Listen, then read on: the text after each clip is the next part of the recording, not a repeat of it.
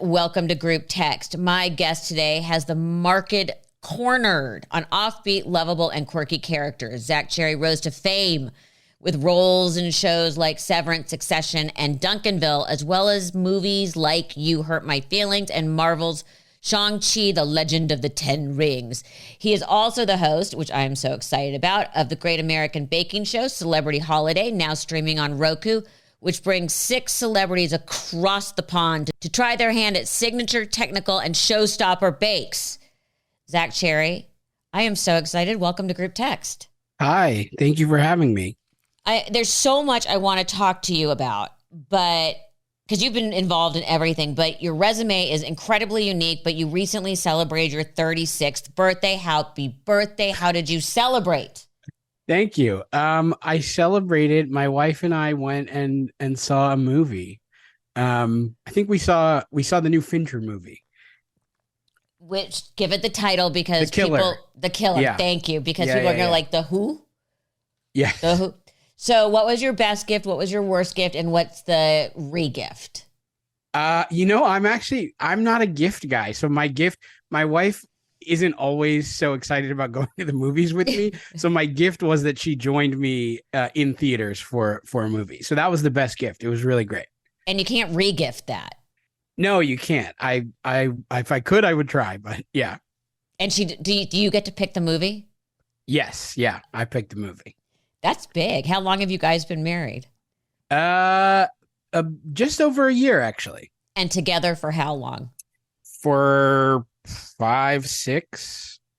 Because there's always the what movie are we going to watch debate. Yes. Yeah. We definitely, that's a common conversation between us. So I'm assuming there was at least a birthday cupcake? There actually wasn't. I really am not a big celebrator. I know as someone who hosts a baking show. Yeah, I was going to say. You might expect me to be more into baked goods, but not on special occasions, really. Okay, so you're the host of Great American Baking Show Celebrity Holiday Edition, which is now on Roku. I am a huge fan of that whole franchise. If you were going to have a cake, which would you have? I'm a big fan of just the classic yellow cake with chocolate frosting. That's especially for a birthday cake. Maybe some sprinkles, maybe not, depending on how special the birthday is. I like that. I like it. I always remember was it the Duncan Hines, and it came with the little thing you could actually cook it in. It was so good. You started as the host in the 6th season of Great American Baking Show. How did you get this job? It really, they just reached out and asked if I would be interested. And I am a big fan of, as you said, the whole franchise, and it seemed like it would be a lot of fun, and it turned out to be true. It's been so great to be able to do it. Okay, people who don't watch the show don't understand, because when they started to bring it to America, I thought this is impossible because Americans will not compete for a cake plate. Right. We'll only compete for money. Right. And the way they do the show, my favorite is all this chaos, and then they show like ducklings walking along. Yes. Or bunnies. Yeah. So you go all the way over to outside of London to shoot the show. What was it like being a fan of the show? What was it like walking into that iconic tent? It is pretty surreal, especially for the holiday edition, because it's, we shoot it in the summer, but it's all made up with Christmas trees and, wreaths and lights strung up everywhere. And then you have the tent, and you've got all the, beautifully pastel colored refrigerators and ovens, and then Paul and Prue are there. So it was a little bit surreal to kind of walk into the thing you see on television. And the other sort of surreal thing is, for real, every day after lunch at around like 1 or 2, like 20 or 30 rabbits come out of the woods and just hang out outside the tent every afternoon. It's like a Mary Poppins thing. I know, it's hilarious because when you look at it, and everyone's so happy, even the people when they lose are happy. Like, it's crazy to me because again, in the US, we would be screaming and I mean, we know how our shows go. We'd be screaming and yelling. Yeah, I think part of that is for the bakers, baking is normally such a solitary thing. You're in your kitchen, the hot oven's going, you're sweating, and you kind of no one is really around necessarily. But for when they all get in the tent, it's for the first time for a lot of them, they get to be around other baking nerds. So they're just very excited to like share tips and like talk about flour mix. Like, ooh, I used 60% this kind of flour and I tried a little of this. So I think that keeps the mood up because it's such a fun room of like-minded people. What I also find confusing personally for me, and I don't know if this happened to you, the metric system. Yes. So do they give the Americans a sort of crash course on the metric system? Also because the temperatures on the oven, like I have no idea what they're talking about. The oven is definitely a problem for some of the Americans, especially when they first get there, because it is in Celsius and not Fahrenheit, I think. So there's definitely been a few mishaps related to that. I think everything else, they do use the metric system and their scales are in the metric system. So I guess they just have to match it up. But it probably does make it hard when you're used to cooking a recipe back home and you have a whole different set of tools. I can't imagine kind of doing that on the fly the way they're able to. I can't do it not on the fly. Yeah, exactly. I need to Google every time I measure anything. I'm like, what is a tablespoon and a teaspoon? So now are you a cook? A little bit. I dabble. I'd say that's about as far as we could go with that. Yeah, you're ahead of me. Okay, so not only did you host the regular person, as I call it, you host, this is your second time with the celebrity edition. And which group needs more hand holding? It's funny. They are very different groups. The celebrities are certainly less confident about the baking, so I think they probably need a little more encouraging on that front.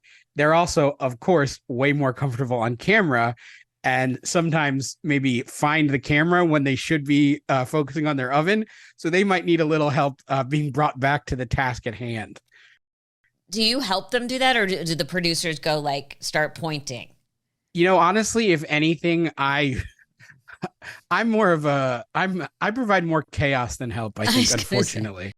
See, I wouldn't be able to do either jobs, to be 100%, because A, I'm a terrible baker. And I love they all say, I've never baked anything. And you're like, yeah, you have. They all turn out pretty good. Yeah. Suddenly someone who says I've never baked in my life can make fondant. Right. Or fondant, whatever it's freaking called. I can't at all. Yep. I think they often underestimate their own abilities when they're introducing their baking skills. So this year, the contestants are Phoebe Robinson, host of the podcast Two Dope Queens, Ego Odom from Saturday Night Live, DeAndre Jordan of the Denver Nuggets, who cracked me up, Arturo Castro from Broad City, Joel McHale, who I've known for 1,000 years from E! And Community, and someone I think is hilarious, comedian Heather McMahon, who was recently a guest on this podcast. So here's this group. Who were you most afraid was going to set the tent on fire? On purpose, Joel. Oh, on purpose, Joel. By accident? Yes. By accident. I don't know. They were all... Joel was the most interested in intentionally antagonizing us. And I think he also maybe was the least confident baker. So maybe Joel for both. Yeah, it would be a safe answer. I would have picked Joel for both, too. Yeah. Who was the most proficient or surprisingly proficient? Because for me... DeAndre really surprised me because he, not only was he baking, which he's not, he doesn't bake very often, but both of his recipes that he was able to choose, he baked vegan desserts. And that's like a whole other level of difficulty and to get the textures right. And he did a great job, which was pretty amazing. I had Paul and Prue also on the podcast, and I didn't ask them this question. So I'm going to ask you, what do you do when you're not walking around the tent talking to contestants, or in Paul's case, sort of glaring at them? The world is our oyster when we're not needed in the tent.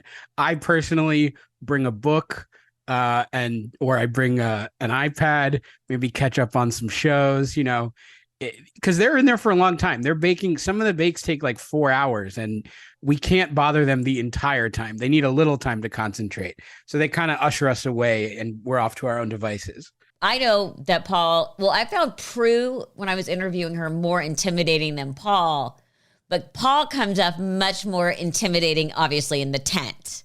It's funny. I can definitely, I get that, because Prue is such an impressive, like, confident force. When you meet her, you're like, whoa, she really like knows what's going on. And when you see Paul in the show, he is quite intimidating, but in real life, and maybe he wouldn't want me saying this, but he's kind of a nice guy. Yeah, he's a little bit goofy. Yeah.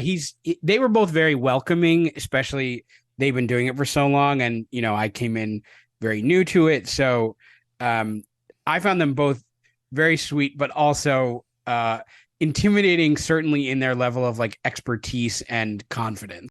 Well, and if you were a fan of the show, you're like, holy crap, it's Paul and Prue. Totally. And he stares at you and you're like, ah. Yes, he does. He can turn on, like, when you're just talking to him, he's much more pleasant. But when he's ready to kind of turn up the heat on you, he has like a special look he can give. Which is terrifying.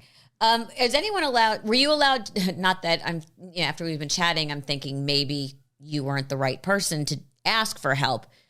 But off to the side, especially in the celebrity edition, are people given hints? I think actually the hosts, because of our lack of expertise, I think we would be allowed to give hints. And there have been times when bakers have asked me questions, but I certainly don't really have answers. I understand. Neither would I. So I want to talk, though, about your acting career. You seem to literally be everywhere. I mean, did you realize you're probably the only actors out there who is leading roles on shows on every streaming platform? I have been very lucky to be involved in a lot of different things. Yeah. So you're an East Coast guy. You were born in New Jersey, and you went to, which I found kind of an odd match, Amherst. I did. Yeah. How did you end up at Amherst? I went to a small school. I went to a small high school where I actually started there in first grade. So I was at the same school from first through graduation in high school. Very small community. So I was kind of looking for, I thought I don't think I would do well at a huge institution. So Amherst felt like an appropriate kind of size for me. That was like a big part of my thinking. And I liked being on the East Coast. My family's all here. And I also remember when I went and visited, they had a big hill that you could sled down on lunch trays. And that was a big selling point for me at the time. It's so funny because my son, we toured Amherst and we also spent a weekend there at a lacrosse recruiting weekend. And God, that school is beautiful. It really is. Yeah, it is spectacular. And I know the whole little town. You became part of Upright Citizens Brigade, which for people who don't know is one of the best improv troupes around. In what part of your business have you found the improv training the most useful? Definitely for this job, because in terms of just talking to the bakers, that's really all it is. It's helped me feel confident doing things without a script. And that's really what, 80% of the job on the baking show is. But also definitely in my scripted work in terms of just feeling comfortable, feeling loose, especially when I get to do comedy shows. They often let you kind of play around a little bit with the words, and that's always helpful. And also just getting used to being someone else, like when you do improv, you get to play like 70 characters in an hour. Whereas on other things it might take you 20 years to get that many jobs. So just like the amount of reps you get doing improv has been really helpful. Well, you bring up like 70 different characters. When does your agent see a breakdown and say, oh, this is perfect for Zach? I mean, I can only imagine that you get so many different looks, so to speak. Yeah, definitely. And I I really don't know, but I definitely do audition for things where upon reading the script, I look at it and I go, well, the description of this character is nothing like me. So I do often end up getting parts that didn't necessarily have me in mind from the beginning. Because I would think, because literally you are across the board, like at least stars Dylan and Severance, which is so highbrow and so brilliant. You don't know if you're watching a comedy or a thriller. I mean, when you read the script, did you say, huh? Like I would have been like, what? And how did you find that? Yeah. I mean, it's definitely a little bit. So Mr. Amherst highbrow, by the way, which on a different level answers the first part of the question. I would say for the most part, I just trust the other collaborators and kind of just take a swing and hope it works, basically. I mean, you walk onto set, you've got heavy hitters like Patricia Arquette, Christopher Walken, John Turturro. At one point, you have to have been intimidated. I mean, these are household names. Yeah. Well, that's actually also something I think that improv helps with is when I do perform, especially with improv, I almost kind of black out.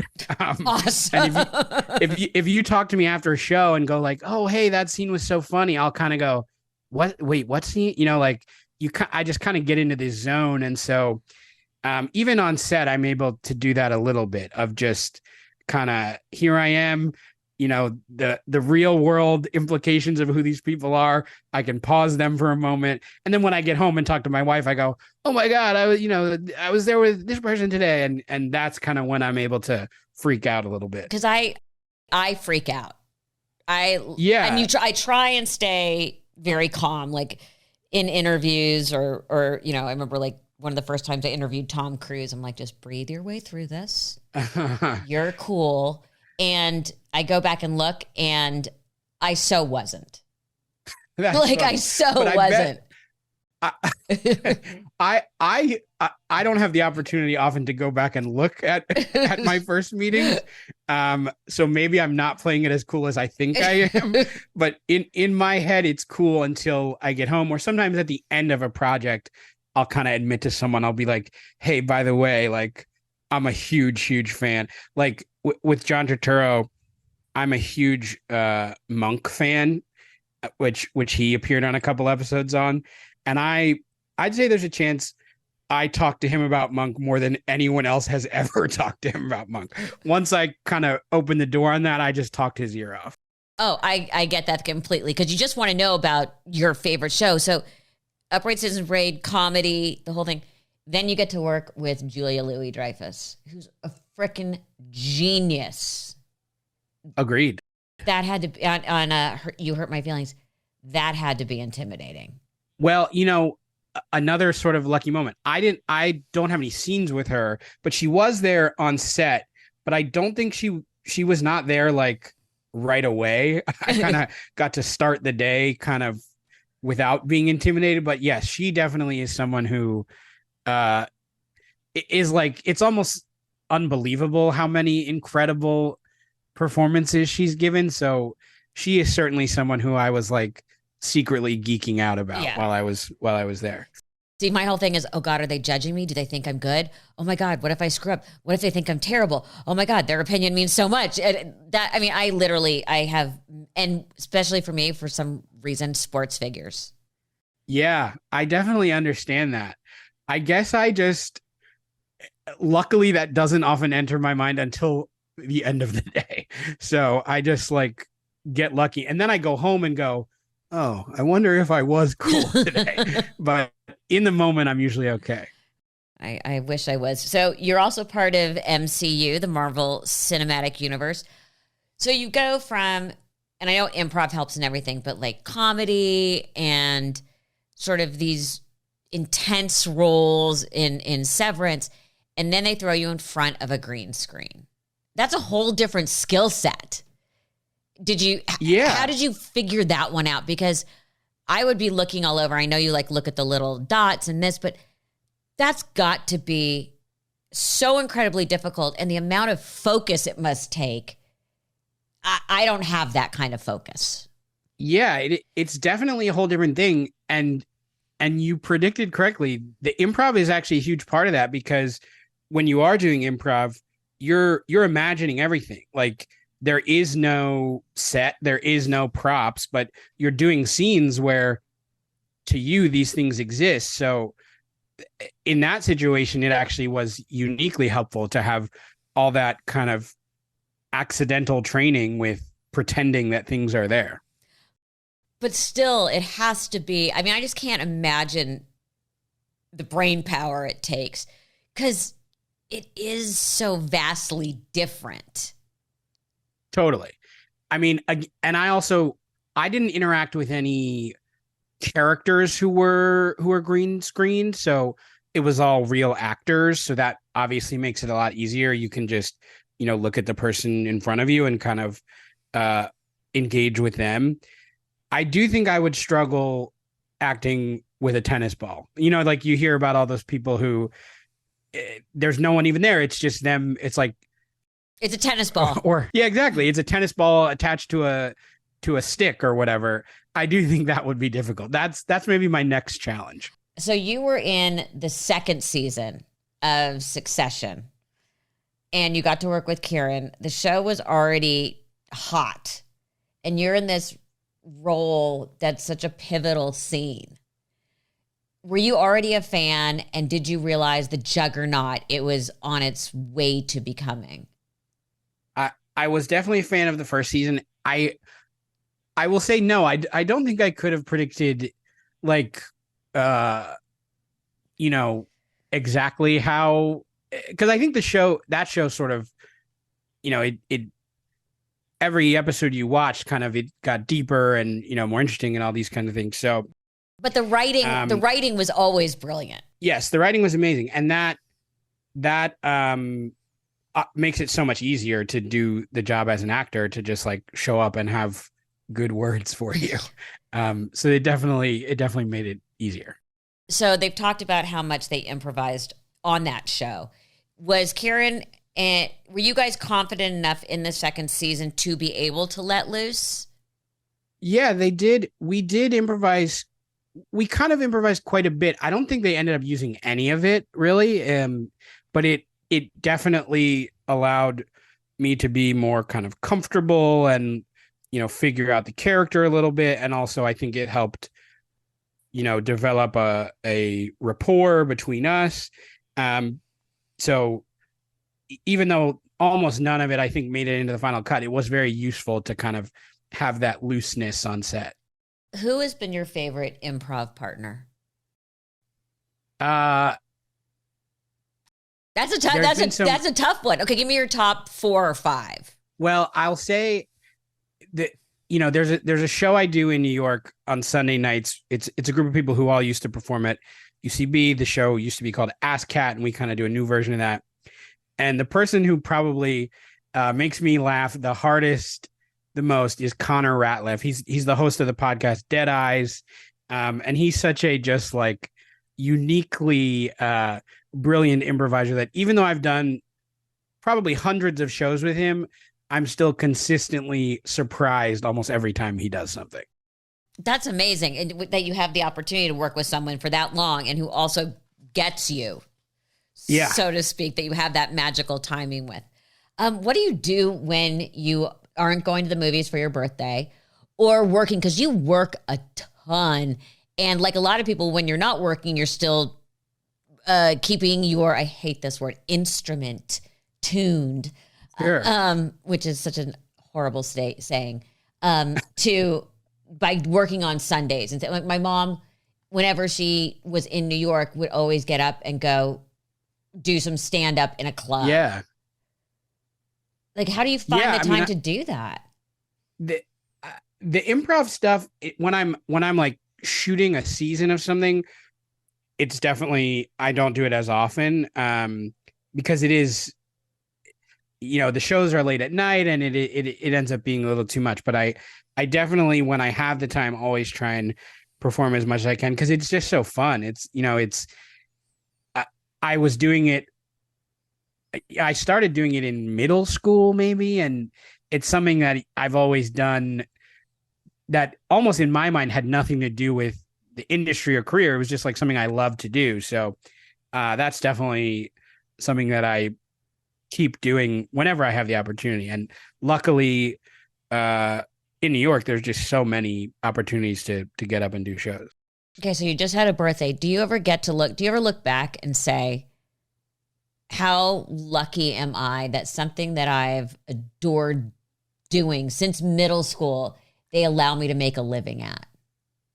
I do actually think about that quite often. Because I had a day job, desk job. I was like an office manager until it wasn't even that long ago that I stopped doing that.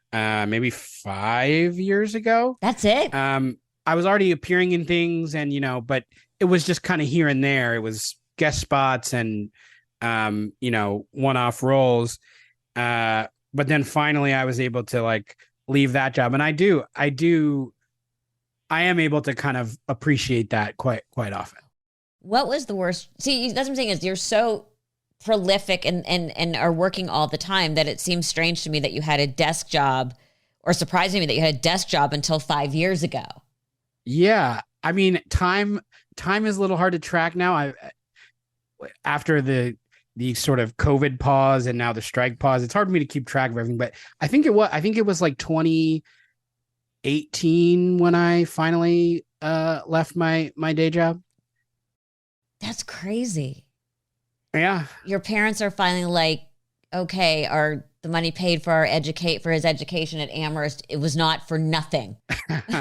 Well, funny enough, they were always very supportive of pursuing the creative arts. Like they knew kind of that was my plan, but they were also pretty insistent on doing the education thing first. What was your major?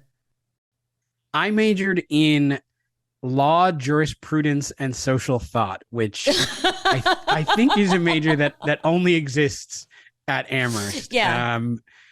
Yeah. So it's almost a parody of a liberal arts. That is a parody of a liberal arts degree. Yeah. So I guess you're the person to call when you get arrested. I mean, No, I'm very much not.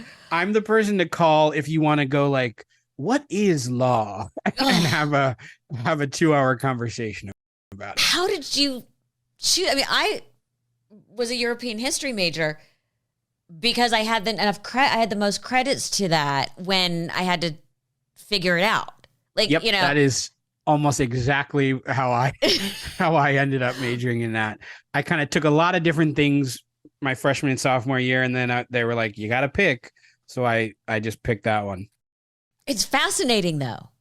Yeah, I always really enjoyed my classes. It was very interesting, but yes, very much the type of thing that people joke about you doing on a liberal arts campus. Were you a good student? In college, not so much. On my way to get there, very much, but no, in college, not so much. In fact, I remember one time I had a math exam and I was not prepared at all. And instead of even giving me a grade, the professor just wrote "yikes" on top of the paper. I get that. I always think to myself, what they never tell you when you're in college is that unless you're going to law school or medical school, your GPA doesn't mean shit. Yeah. And I was always pretty sure this was the plan for me. So it didn't stress me out too much when I would get a yikes here and there. That's brilliant. Before you go, I'm going to play a little game. We're going to play a little game that's based on the Great American Baking Show, which again, you shoot in London, outside of London. Mm-hmm. So it's a game called This or That Great American Baking Show Edition. So I'm assuming you've had a chance to try some British delicacies, which are uniquely disgusting. So I'm going to read some British dishes and you tell me which you would prefer to eat. Okay. Fish and chips or shepherd's pie? Shepherd's pie. I actually have a unique place in my heart for shepherd's pie. I love a good anything mashed potato base, so I'll go shepherd's pie. Porridge or full English breakfast? And let me just define full English breakfast. Baked beans, toast, tomatoes, sausage, eggs, and whatever else Gordon Ramsay decides to put on your plate. I'll go porridge. The full English breakfast is a pretty heavy way to start the morning. Okay, Cadbury Crunchy or Nestle Yorkie, whose slogan, by the way, is a solid chocolate bar whose slogan is not for girls. Oh, okay. Interesting. Yes. They seem to be, I guess, targeting me. But you know what? I'm not going to let the marketing win. I'm going to go with the other one. Nestle Yorkie or Cadbury Crunch? Nestle Yorkie. Okay. Battenberg cake or spotted dick? Okay. I don't know what a spotted dick is. Allow me. Okay. Boiled pudding with raisins or sultanas, which they're called over there. Oh, that actually sounds not bad. That's much more appetizing than spotted dick. No, that is spotted dick, not a Battenberg cake. But the marketing team for spotted dick needs to make some changes. I will still go Battenberg cake. We did. There was a Battenberg cake based thing this season, so I'm familiar with those, and they're very great. Okay, now we're going to go a completely different way.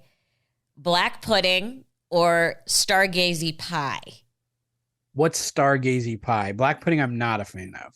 Okay, which is sausage made from pork and beef blood. Yeah. Which is weird because spotted dick is actually a sweet and black pudding is actually savory. Yeah, switch those names. Yeah. Or stargazy pie, which is fish, potatoes, eggs, covered by a pastry crust, but the fish head is sticking out. Oh, yeah, I have seen those. I think I would bring my lunch from home for that day. I would tap out. Yeah, I would too. So what's next? Who knows? Hopefully more exciting stuff. I really do. I just like working on a variety of cool, different things, new challenges. So who knows? Well, it has been a pleasure getting to know you, Zach Cherry. Great American Baking Show Celebrity Holiday Edition is streaming now on Roku. Thank you. That was a lot of fun.